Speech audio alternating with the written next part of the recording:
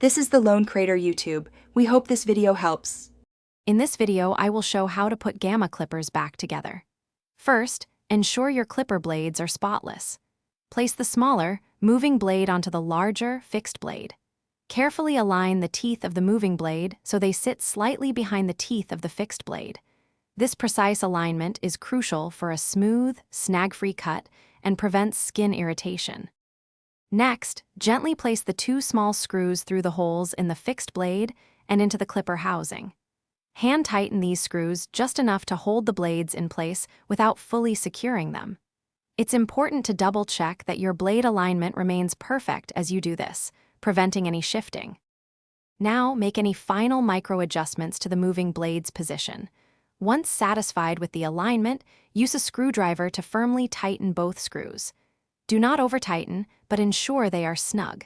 This secures the blades, preventing movement during use. Test the clipper by turning it on to listen for any unusual sounds.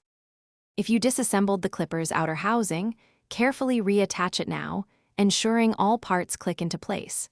Confirm that all components are secure and there are no loose pieces. Finally, perform a quick test cut on a small section of hair to verify the clipper's performance and ensure it cuts smoothly and evenly. Thanks for watching. Consider subscribing if we helped you.